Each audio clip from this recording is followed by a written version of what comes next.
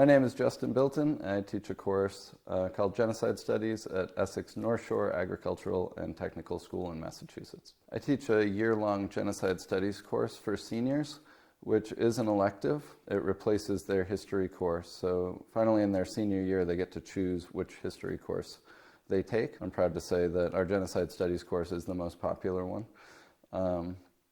It's a full year course where we go through the Armenian Genocide, the Holocaust, Rwanda, Cambodia, Bosnia, Sudan, and current events and human rights issues. One of the most common responses we get from adults when they hear that we're teaching a genocide course is, why would anybody want to take that? It's so depressing. But oddly, the most common response we get from students after they take the course is, that was the best course I've ever taken, or it was the most important history I've ever studied. And I think that's because students realize that it's important and that education in genocide is the key to prevention of genocide in the future and creating better human rights law, better interventions. That ultimately it's a hopeful course, not a depressing course. So in my full year Genocide Studies course, we teach about 3 to 5 days on the Armenian Genocide, followed by nearly a month on the Holocaust. So during this time in Yerevan, I've reconsidered why that is. Part of it is availability of resources, but I think it points to a larger issue in genocide studies of where we place our emphasis in the genocides that we study. As a genocide educator, of course, I think it's very important that the Armenian Genocide is taught, and I think my students, after taking the course, would also agree that it's very important that it's taught for a number of reasons, one being prevention of future genocide, effective international law, but I think most importantly, the lesson that we learn is that silence on these issues benefits the perpetrators, and awareness benefits the victims and the survivors. There's something about traveling to a place that you're studying that you can never gain that level of knowledge and understanding without going to the place, right? Like, I studied World War I in college, and then we went to Europe and went to the World War I battlefield, and my understanding of World War I was completely different and more rich, and things click. So I taught the Armenian Genocide for 7 years, having never been to Armenia, having known very few Armenians. And this spring and this summer, meeting Armenians in the Boston area, SEDA and others, and attending the April 24th commemoration gave me a richer understanding of Armenian culture. And coming to Yerevan and exploring Armenia gives me an even deeper understanding of Armenian culture, Armenian people, what they face today, their attitude towards those struggles, and I'm really excited to go home and share that with my students because it's infinitely more powerful than just reading something out of a book and trying to understand.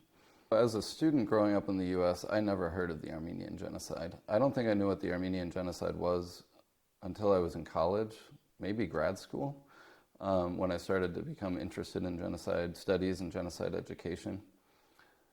At my school, our history department doesn't teach about the Armenian Genocide.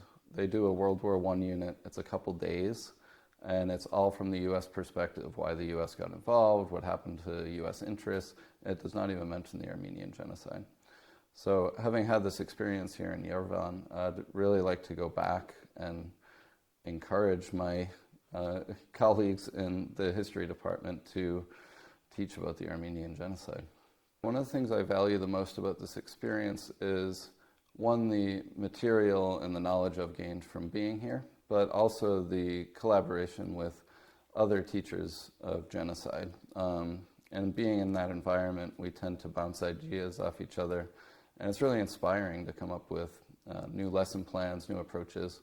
So I'm excited this year for what I'm going to bring back to the classroom and to expand our unit on the Armenian Genocide. I think students connect more to young people in 2020, 2022 than they do young people from 1915. So while we try to humanize the victims of genocide and we read and watch survivor testimony, that's a really powerful part of the course. I think more important will be to bring in young Armenians to speak to the course and allow them to connect with our students this year, which I'm really looking forward to. It's been very important during this time to learn more about the Armenian Genocide. I think it's actually been more important to learn about Armenia today and what the people who live here deal with and how that is connected to the Armenian Genocide. It's still a battle for survival in the face of external threats that want to take away land, that want to extinguish Armenian culture. And the fight to preserve Armenian language and culture is not over. It continues today. One of the biggest things I'll take home from this trip is my impression of Armenian people today, especially young people. I found it admirable and impressive that I talked to a number of young people who have decided they're not going to leave Armenia. And it's a testament to the perseverance of the Armenian people to survive. It can be a stressful situation to live under the threat of war, but I get this sense of pride of country and determination that Armenians will survive despite whatever threats may come. I think it was clear to all of us teachers who came on this trip that there was an incredible amount of planning that went into it, but also love of culture and like a real desire to share that with us, which was obviously very difficult when you have to make choices of what to leave in, what to leave out.